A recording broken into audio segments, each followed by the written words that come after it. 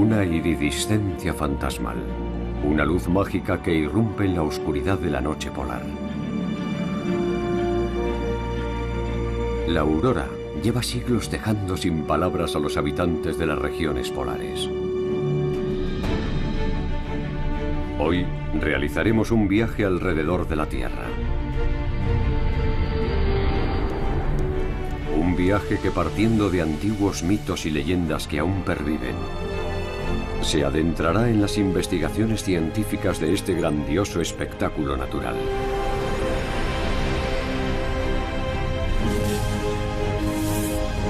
Cuya fuente de energía es nuestro Sol. Una potencia celestial que ilumina el cielo con su estela de fuego. Aurora. Llamaradas en el cielo.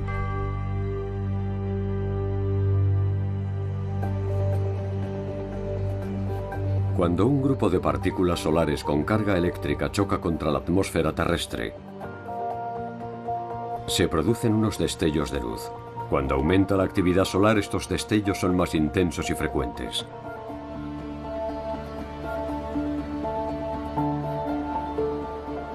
Incluso los investigadores más experimentados no dejan de asombrarse. La aurora es un fenómeno natural espectacular que despierta nuestra curiosidad. Cualquiera que la contemple querrá conocer en detalle su historia y sus características. Me entristeció pensar que quizá nunca volvería a ver aquellos colores y movimientos tan hermosos. Aún no se ha creado una lente capaz de recoger tanta belleza.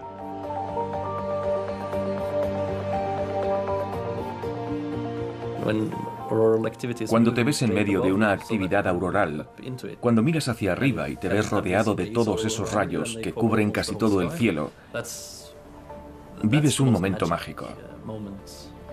Por mucha experiencia que tenga, no hay científico que no se asombre ante algo así. Este fascinante fenómeno dio pie a un sinfín de leyendas y despertó el interés de los científicos. El primer tramo de nuestro viaje siguiendo la estela de la aurora nos lleva a lo más alto del globo. Allí donde el círculo polar ártico se cruza con la costa oriental de Groenlandia, se encuentra el pueblo de Tinitequila.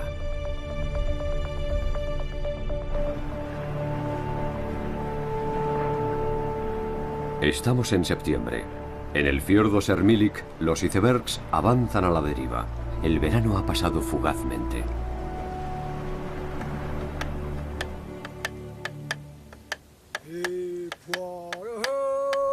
Andacuitse se ha hecho famoso por la llamada danza del tambor. Una tradición milenaria entre los inuits.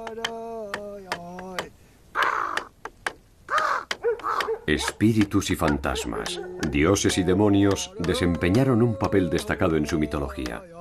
Los inuits tienen su propia interpretación de las auroras.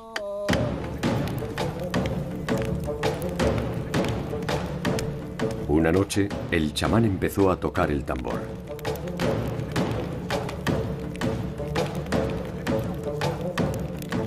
Poco después entró en trance y su alma comenzó a deambular.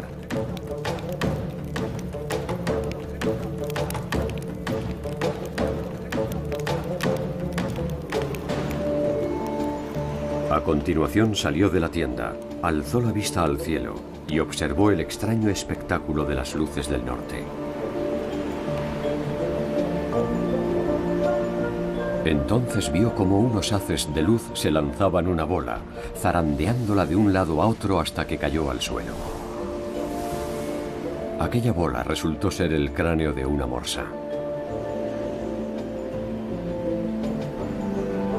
Uno de los espectros del cielo le gritó: «¡Tíranosla!».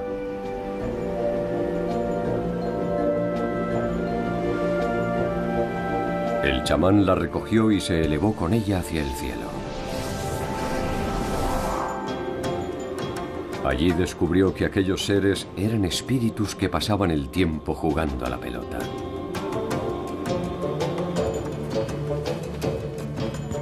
Algo que también divierte a los inuits más jóvenes. El fútbol es un deporte muy popular en Groenlandia.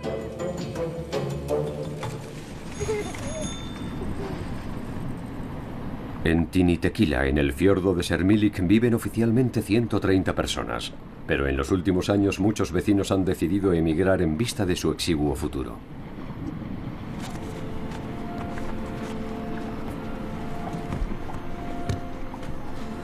La escuela y la iglesia comparten el mismo edificio.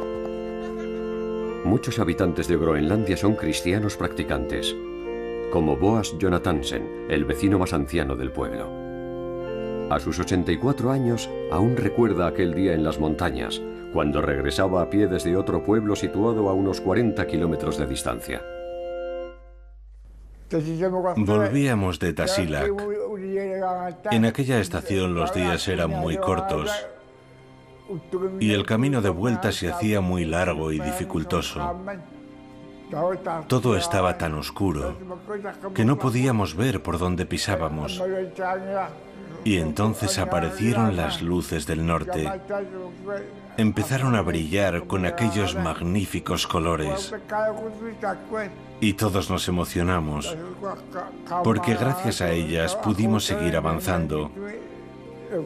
Nos permitieron ver las montañas y reconocer el camino. Las luces del norte nos guiaron y nos ayudaron a regresar a nuestro hogar. La aurora siempre está ahí, pero solo es posible verla en determinadas condiciones climatológicas y en fechas concretas. De día permanece tan invisible como las estrellas. El fiordo no se congela hasta octubre y los cazadores pueden desplazarse en sus barcas.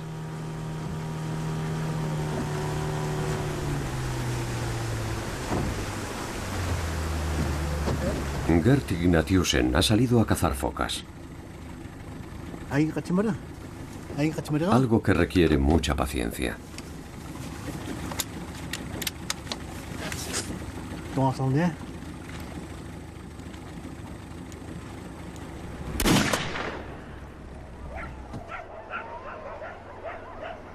Los inuits se preparan a conciencia para el largo invierno. La carne de foca, curada al aire libre, será una gran fuente de energía durante las estaciones más gélidas.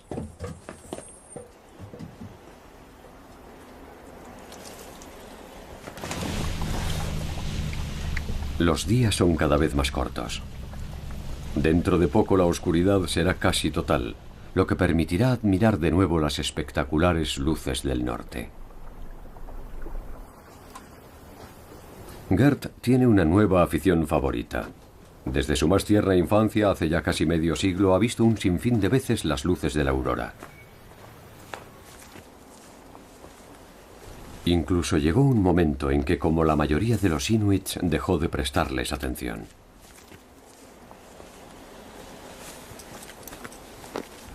Pero ahora, en las noches claras, sale de caza con su cámara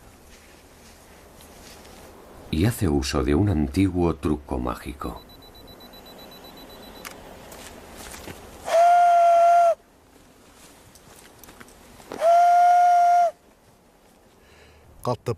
Emito este sonido para atraer a las luces del norte.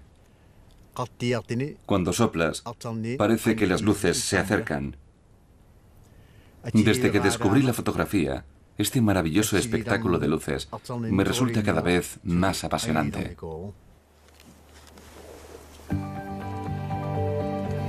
Según los inuits, la aurora también se oye. Hoy, sin embargo, el silencio es absoluto.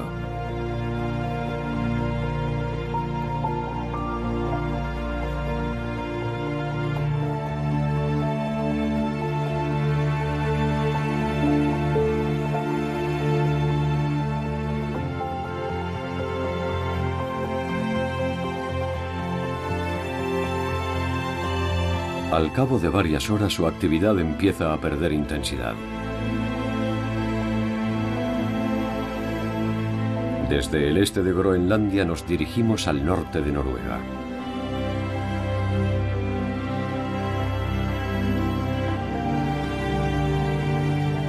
En Tromsø, capital de las luces del norte, la aurora empieza pulsando un botón. En una sala de su museo vemos un plasma que emite luz.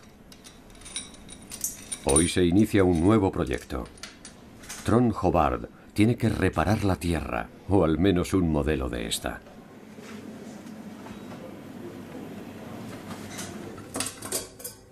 Bautizada como Terrela, esta esfera metálica con imanes en su interior es una simulación del campo magnético de la Tierra. Trond tiene que retirar cada cierto tiempo la capa superficial depositada por el plasma cargado eléctricamente. El pionero noruego de la investigación de auroras, Christian Birkeland, empleó este modelo metalizado de la Tierra para generar una aurora artificial.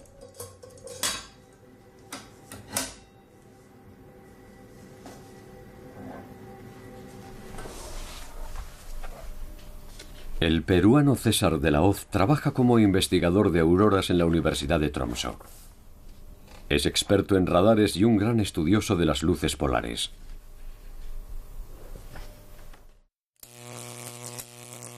En esta cámara de vacío, un electrodo emite iones.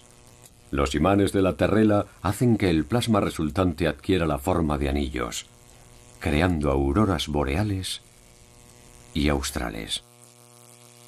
Pero no son exactamente iguales.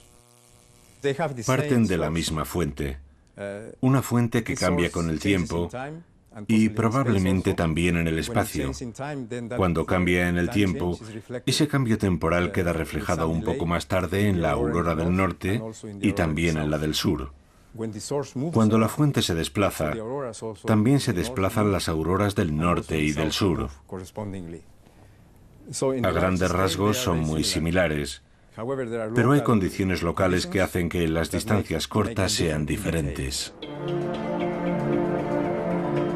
La fuente de la aurora es el viento solar, un flujo constante de partículas cargadas que el Sol lanza al espacio.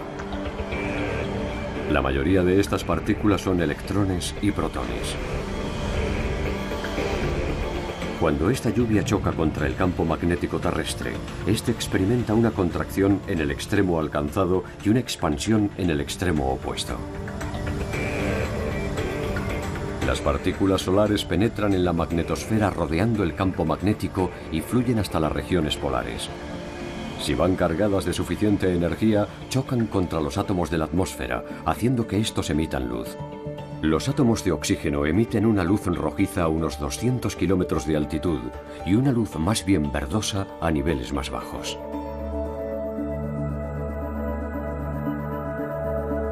Los colores de la aurora dependen de todos los elementos que participen en ella. Complementando al oxígeno y a sus matices rojos y verdes, el nitrógeno emite un resplandor rojizo o azulado.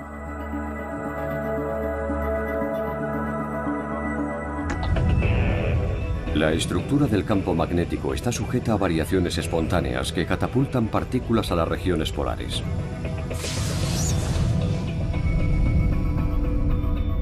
Aquí se encuentran los llamados óvalos aurorales. Su posición y tamaño varían dependiendo del entorno electromagnético. No muy lejos de Tromsø se levantan unas importantes instalaciones atmosféricas. La estación de radar Ramfjord estudia minuciosamente la ionosfera.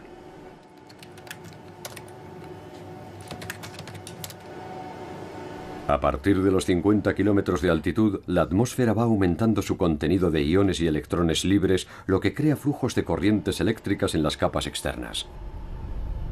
Desde la Tierra, los científicos envían señales de radar que impactan contra los electrones de la ionosfera. El eco resultante facilita información vital sobre la densidad y acerca de la dirección y velocidad de las corrientes eléctricas, factores que influyen en la aurora. En ocasiones, cuando se intensifica la actividad, el óvalo auroral se expande. Es lo que se conoce como subtormenta auroral, un fenómeno que el físico Magnar Gullikstad conoce muy bien. La subtormenta auroral es una cuestión muy estudiada. Se lleva investigando desde los años 60, pero aún no sabemos qué la desencadena.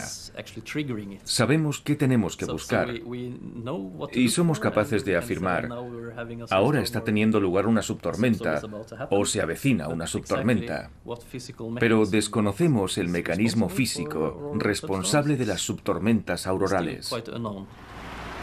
Lo que significa que los investigadores de auroras seguirán teniendo trabajo durante mucho tiempo.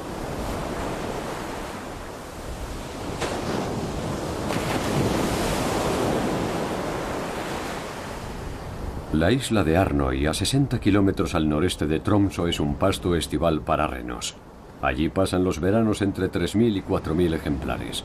Este rebaño pertenece a la familia de May Toril Siri y a su marido Nils Johan. Ambos son samis.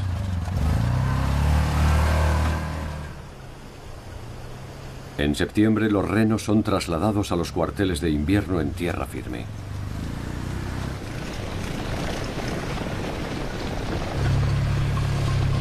Los samis llevan siglos criando renos. A pesar de ciertos avances en su modo de vida, siguen íntimamente ligados a la naturaleza. Y las luces del norte tienen mucho que ver. Ver las luces del norte es un indicio de que el clima va a empeorar. Su aparición indica que va a cambiar el tiempo. Solemos decir que la luz del norte es una luz que susurra. Cuando estas luces aparecen en el cielo, puedes oír un sonido característico que anuncia que el tiempo va a empeorar.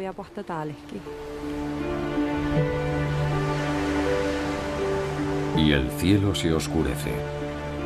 Los inuits no son los únicos en afirmar que las auroras van acompañadas de sonidos. Los samis también los oyen, pero nosotros no oímos nada.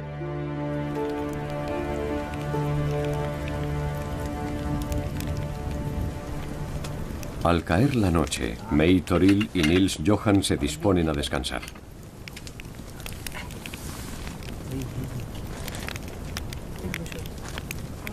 May Toril también trabaja como profesora y es una experta en el joik, el tradicional canto sami.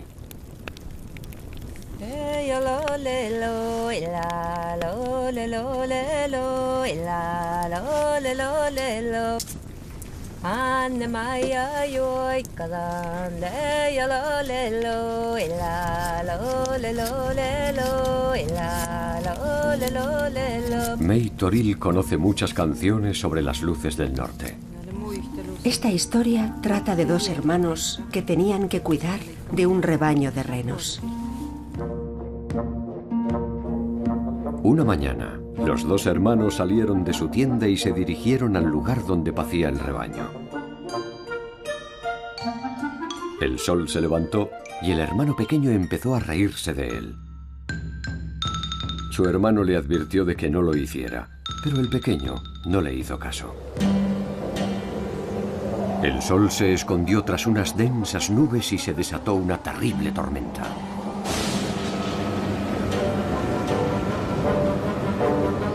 Llenos de miedo, ambos se refugiaron en su tienda durante días hasta que la tormenta amainó.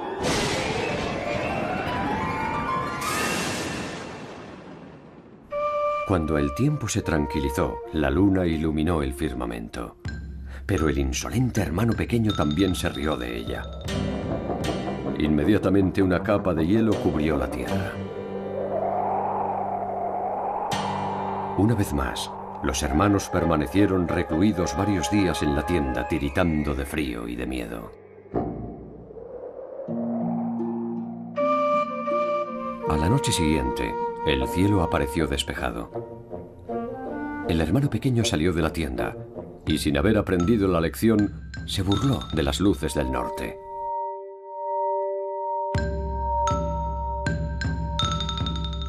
Craso error.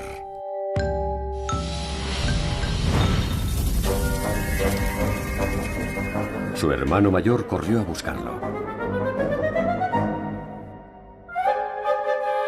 Pero solo encontró un montón de cenizas. Las luces del norte habían castigado duramente a aquel niño insolente. Para los samis, las luces del norte son sus antepasados y deben ser tratadas con respeto y admiración. La admiración y el miedo también eran reacciones habituales en Europa Central. Allí, debido a la forma del campo magnético terrestre, la aurora aparece a altitudes mayores y por lo tanto suele ser roja. Los cuadros del siglo XVI representaban a las llamas y velas como la razón del color rojizo del cielo.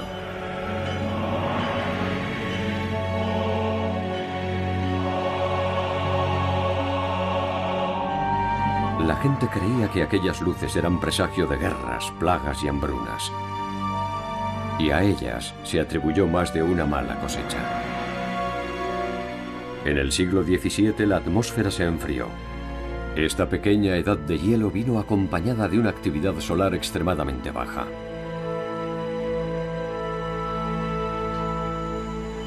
En el Observatorio Solar de Kanzelhege, en Carintia, Austria, un grupo de científicos estudia a diario la actividad del Sol.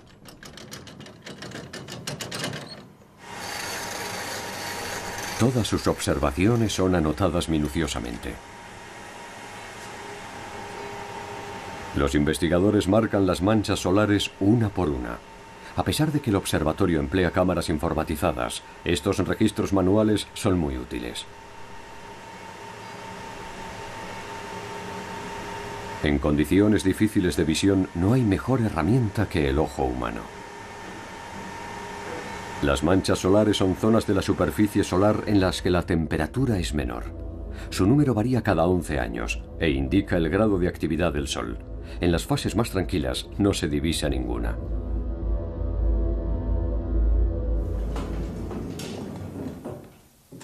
El archivo del observatorio es como un cofre del tesoro. Un registro que desde hace casi 8 décadas se ha enriquecido de forma ininterrumpida. Las fotografías son digitalizadas y archivadas, y los resultados de los estudios son enviados a Bruselas, al Centro Mundial de Datos del Índice de Manchas Solares. La temperatura media de la superficie solar es de 6.000 grados. Las manchas solares están a 5.000 grados y son provocadas por cambios en el campo magnético solar. 3, 2, 1, 0. Ignición y despegue. 11 de febrero de 2010. Un cohete Atlas despega del Observatorio de Dinámica Solar de la NASA. Su objetivo será la observación del Sol.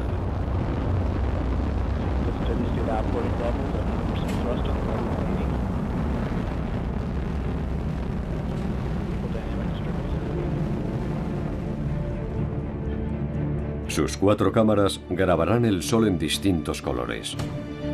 Cada color representa una temperatura distinta, lo que permitirá un análisis más profundo de la actividad solar.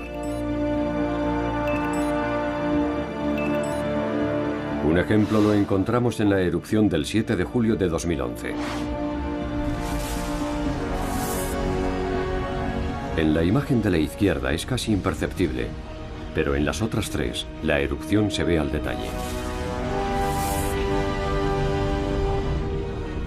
Estas imágenes nos dan una idea de las descomunales fuerzas que se esconden tras las erupciones solares. Algunas de estas explosiones son del tamaño de nuestro planeta. Esta desenfrenada actividad influye en todo el sistema solar. La interacción que se produce entre el viento solar y el campo magnético terrestre recibe el nombre de tiempo espacial.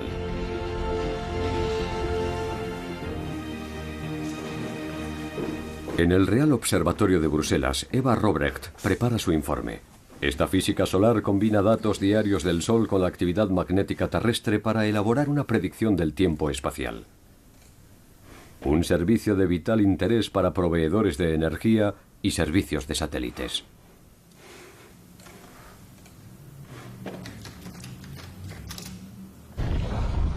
El 14 de febrero de 2011 se produjo una gigantesca erupción que sorprendió a los científicos.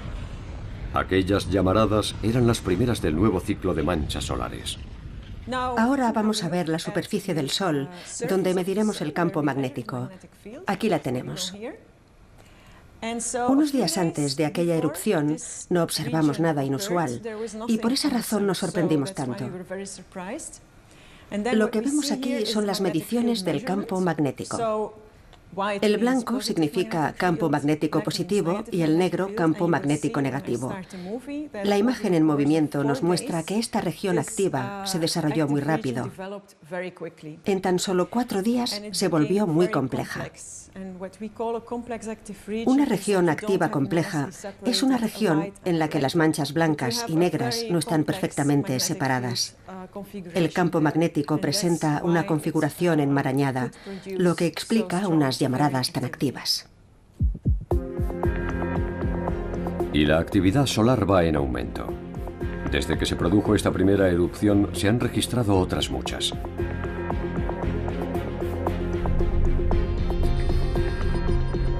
La Estación Espacial Internacional ha conseguido imágenes únicas de las consecuencias de estas erupciones. La aurora, vista a 400 kilómetros de la Tierra.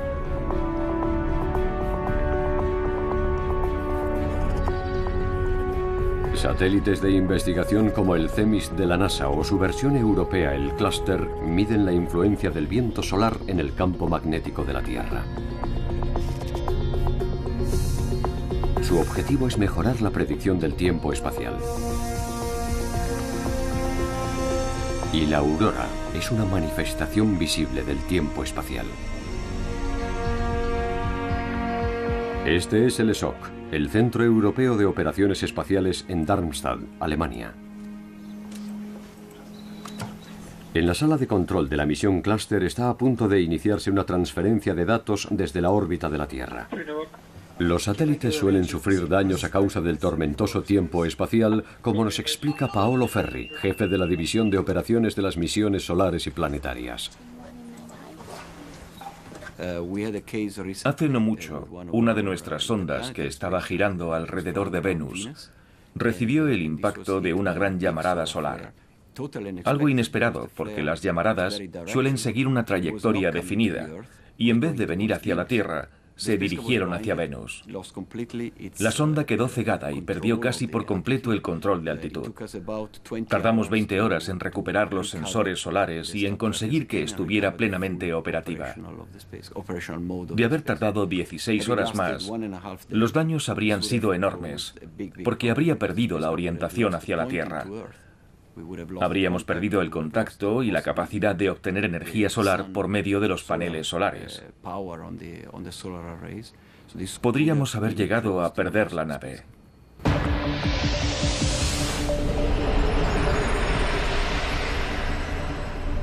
Algunos satélites han sufrido incidentes importantes. Cuando las partículas cargadas de energía chocan contra ellos, sus sistemas informáticos pueden resultar afectados, y en el peor de los casos terminarán como chatarra espacial. La sociedad actual depende cada vez más de los sistemas eléctricos y electrónicos. En nuestro mundo digital, donde un fallo eléctrico es sinónimo de fracaso, las erupciones solares son una amenaza muy real.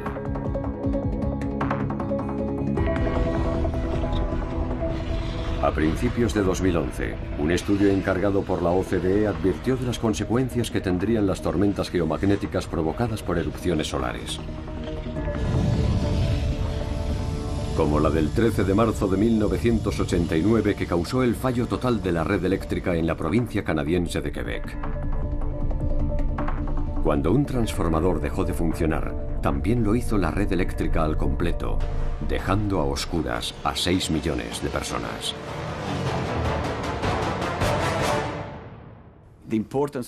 Conseguir unas predicciones fiables no solo es importante para que salten las alarmas antes de que llegue la tormenta, sino también para evitar muchas falsas alarmas, ya que estas también tienen un impacto económico.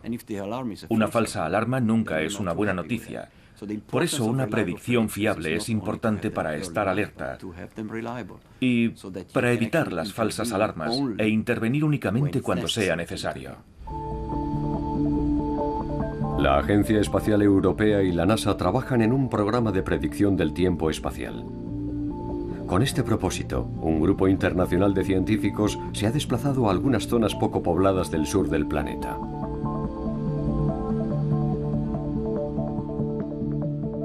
Aparte de la Antártida, el lugar donde mejor se ven las luces del sur es Nueva Zelanda. La localidad de Invercargill, en su extremo sur, es famosa por su ubicación geográfica. Es la ciudad más próxima al polo sur magnético.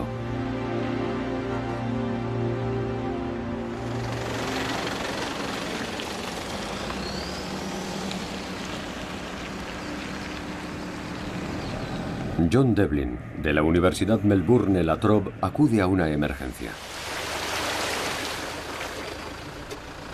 Estamos a mediados de julio y la Tierra está anegada por las continuas lluvias del invierno del sur. La estación de radar Unwin está rodeada de pastos.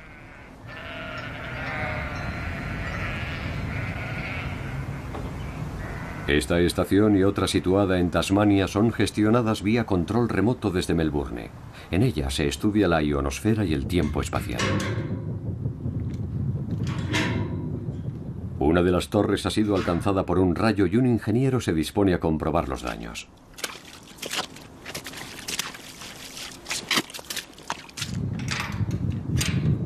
Esta estación de radar forma parte de una red de control mundial que funciona día y noche. Arreglado. Unwin, una de las 24 estaciones del proyecto SuperDARN, mide continuamente las corrientes eléctricas de la ionosfera.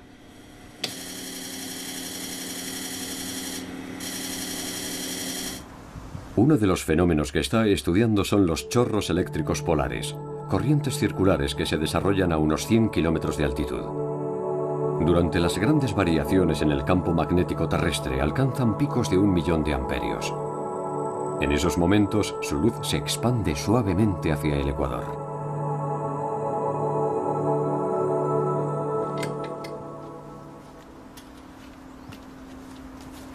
Stephen Foss es un médico de profesión fascinado por los fenómenos espaciales. En el jardín de su casa, en Invercargill, ha construido un pequeño observatorio. Desde aquí, este astrónomo aficionado observa y fotografía galaxias y nebulosas. Caja mágica de Galileo.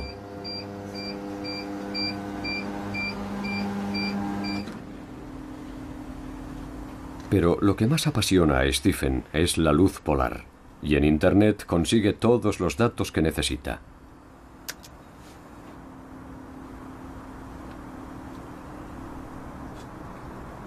En cuanto tiene la posibilidad de ver una aurora, este buscador de estrellas se lanza a la carretera.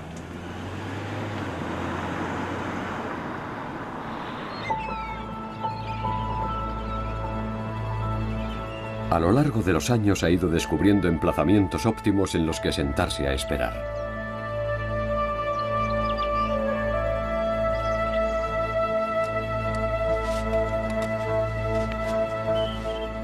Y aunque las auroras no son frecuentes en Nueva Zelanda, él ha conseguido fotografías excepcionales.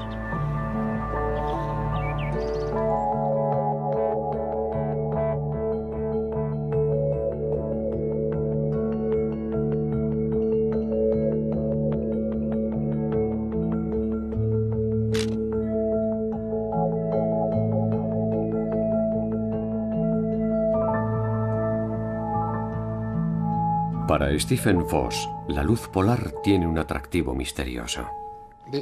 La magia de una aurora reside en el hecho de que no es predecible. Con nuestros conocimientos científicos podemos estudiar el viento solar e intentar predecir dónde es probable que vaya a aparecer una aurora. A veces aciertas y a veces no. No es una ciencia exacta. Pero eso es precisamente lo que las hace especiales. El hecho de que a veces te pases 3 horas y no veas nada y que otras veces veas un despliegue maravilloso en un corto espacio de tiempo. No hay 2 auroras iguales, ni 2 fotografías de auroras iguales, y eso le da mucha emoción. Cuando me siento a esperar con mi cámara nunca sé lo que me voy a encontrar. Las luces del norte aparecen sobre zonas muy pobladas y son vistas por mucha gente. Pero hay pocos testigos de las luces del sur.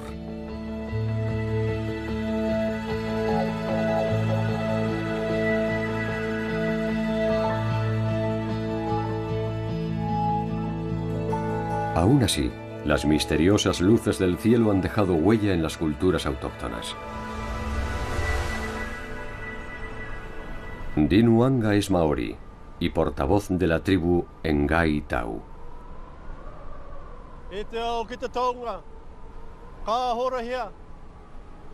En Motopujua, una colina que los maoríes consideran sagrada, Din lleva a cabo una karakia, una súplica ritual a la naturaleza.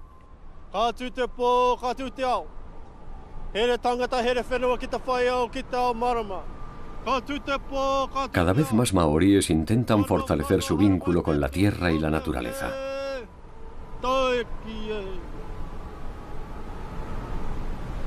Los maoríes también saben muchas historias sobre la aurora.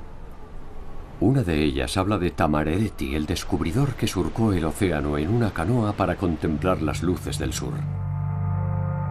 En este centro cultural maorí, en la base de la colina, algunos maraes, hermosas esculturas de madera, nos hablan de aquella legendaria aventura.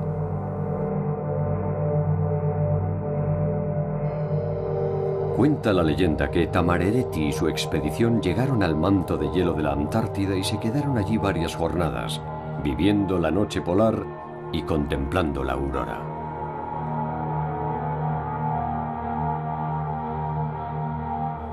Pero en el viaje de vuelta su embarcación se hundió cerca de la costa y toda la expedición pereció, excepto 2 hombres que sobrevivieron para contar esta historia. Sin embargo, existen otros vínculos entre los maoríes y las auroras australes. Las tribus del norte hablan de otra historia. La historia de las Tahu Nui Arangi, las llamaradas del cielo. Tiene que ver con el primer maorí que llegó a Nueva Zelanda. Algunos wakas se asentaron en la isla del norte, Te Ika Amawi, y otros vinieron a la isla del sur, Te Waipounamu, que es esta tierra. Los demás prefirieron seguir hacia el sur para ver qué encontraban.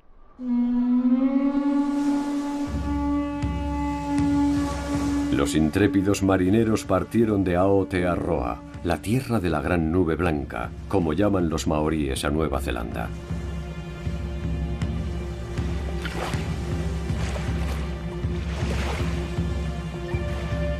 Sus familias y amigos se quedaron en tierra firme, observando cómo la canoa se adentraba en aguas desconocidas.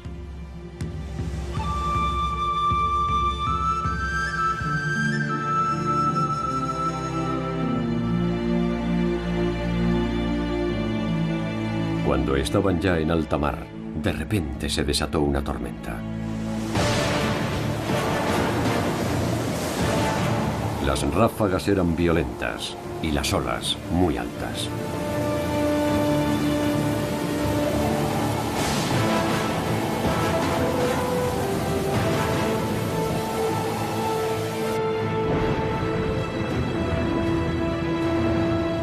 Por fin, los marineros avistaron tierra firme en el horizonte y, sacando fuerzas de flaqueza, alcanzaron la orilla.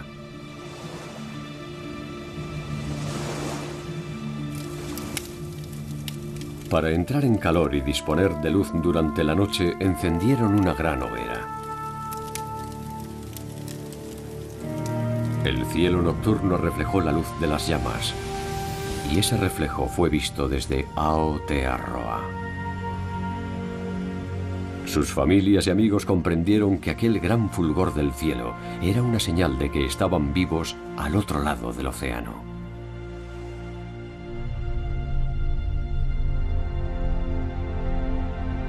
En el otro extremo del Pacífico corre la leyenda de unos apuestos individuos con el pelo ensortijado que llegaron en canoa hace mucho tiempo. Cerca de la costa occidental de Canadá hay un archipiélago, las antiguas islas de la Reina Carlota, que desde 2009 son conocidas como Haida Gwaii.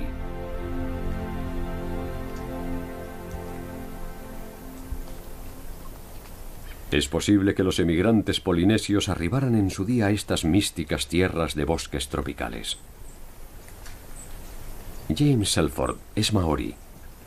Hace 20 años se mudó de Nueva Zelanda a Haida Gwaii.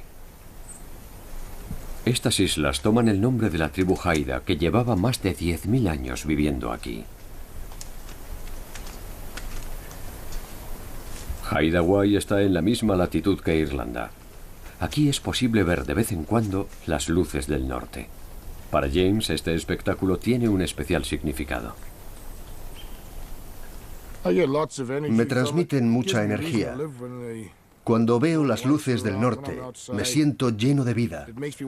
Hacen que piense mucho en mi familia, que piense intensamente en mi familia. Me traen recuerdos de mi niñez. Unas veces me relajan y otras me motivan. Todo depende de cómo me sienta y de dónde esté. Significan mucho para mí.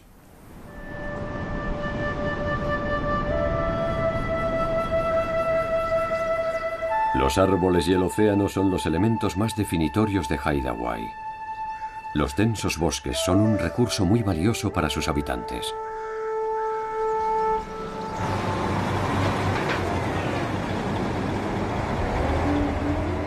La industria maderera es una de sus principales fuentes de ingresos.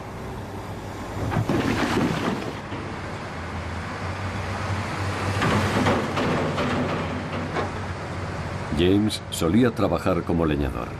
En la actualidad conduce uno de los enormes camiones que transportan los troncos hasta puertos y aserraderos. La carga llega a alcanzar las 150 toneladas.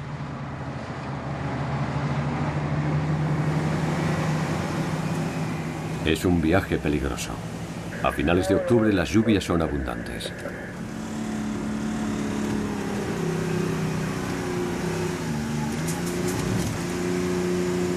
En este estrecho camino forestal, la única vía de acceso a la zona boscosa, los accidentes son habituales. Transportar una carga tan pesada requiere tiempo y paciencia.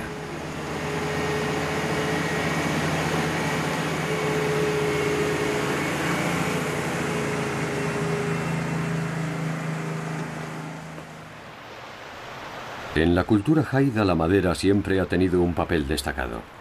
Los Haida no tienen alfabeto y han perpetuado su historia a través de la tradición oral y las tallas de madera.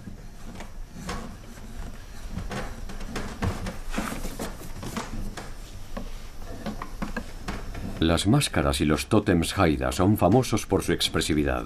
El escultor Garner Moody es todo un experto en su oficio. Los tótems cuentan historias, como la del cuervo que trajo la luz al mundo, incluidas las luces del norte.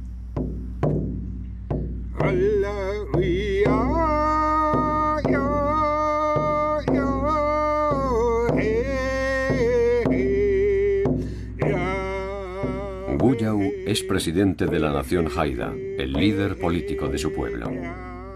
Su nombre significa tambor. Los Haida llevan ya un tiempo fomentando con éxito sus ricas tradiciones culturales. La existencia de lo sobrenatural y las diferentes formas en las que se manifiesta ante nosotros constituyen una parte importante de nuestro día a día. Lo vemos a diario, en los arcoíris, en las luces del norte, en el océano y en las criaturas tan dispares con las que compartimos la tierra. El paisaje de Haida Gwaii es un reflejo de la calidad de su entorno natural y del apego que sus habitantes sienten hacia él. A pesar de que los Haida no viven en el Ártico, mantienen un fuerte vínculo con las luces del norte.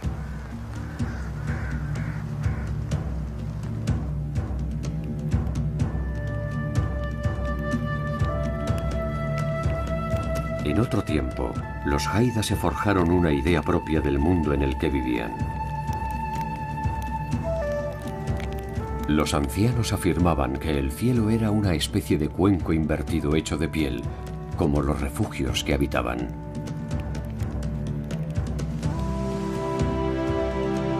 El cielo era como la piel de un animal. Si bien ha caído en el olvido, ¿de qué animal se trataba? Noche tras noche, esta piel se cernía sobre la tierra y la oscurecía. Las estrellas eran pequeños orificios en la piel, a través de los cuales veían titilar la luz del sol.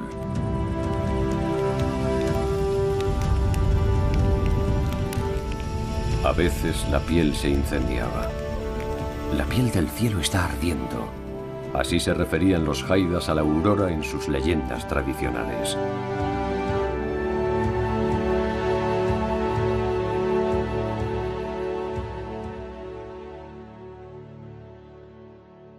Gran parte del saber atesorado por los Haidas ha caído ya en el olvido.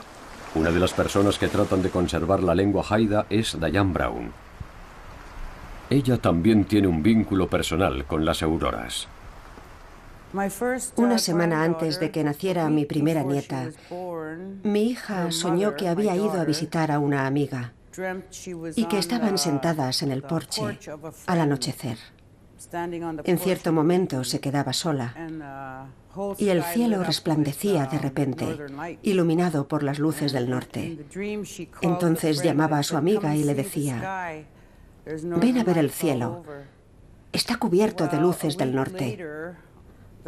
Pues bien, una semana más tarde, la noche en la que nació mi nieta, todo el cielo, desde Skidegate a Narrows, pasando por las islas de la Reina Carlota, se tiñó de colores rojizos, verdosos y azulados, inundado por las fascinantes luces del norte. Quien haya visto una aurora de tal intensidad nunca podrá olvidar la experiencia.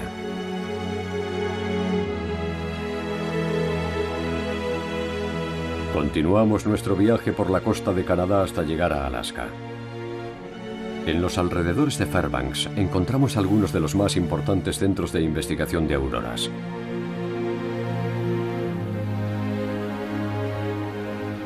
Como el Centro Científico de Operaciones de Poker Flat, a tan solo media hora de Fairbanks.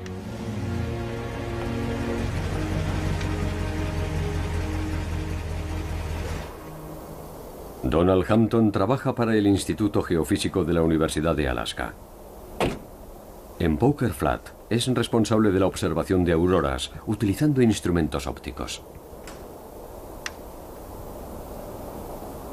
Este invierno ya han caído los primeros copos de nieve y la temperatura ha descendido hasta 10 grados bajo cero. Cada cierto tiempo, Don debe comprobar las cámaras y el resto de los aparatos por si fuera necesario reajustarlos. El estudio visual sigue siendo una parte fundamental de la investigación.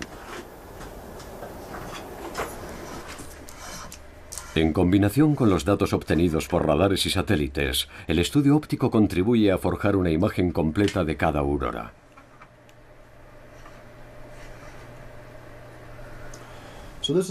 Esta es una cámara de cielo completo, cuya lente ojo de pez nos permitirá contemplar todo el horizonte.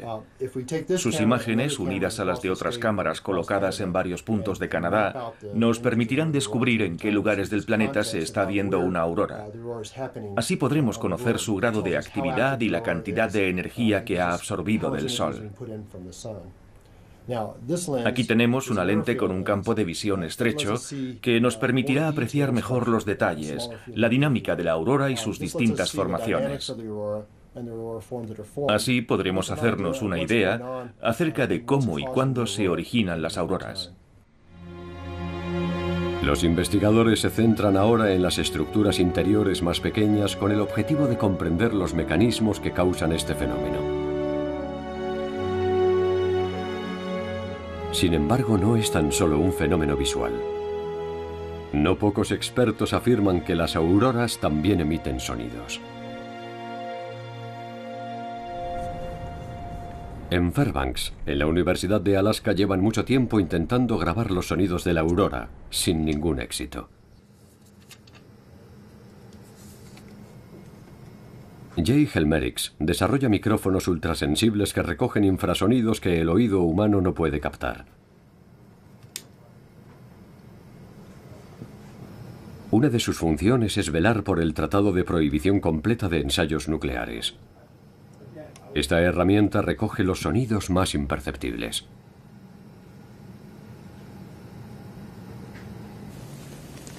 El físico Charles Wilson lleva décadas estudiando los infrasonidos y ha descubierto que, efectivamente, la aurora emite ondas de sonido, inaudibles para el oído humano. En este puesto de escucha, situado cerca de la universidad, ha registrado esas ondas infrasónicas.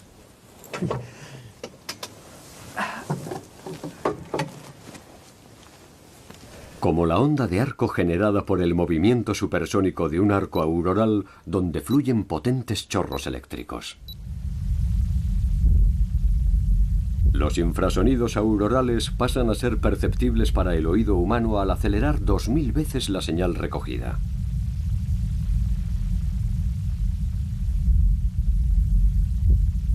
¿Pero qué hay acerca de los supuestos sonidos audibles? Yo mismo experimenté en la Antártida una sensación semejante durante la celebración del Año Geofísico Internacional.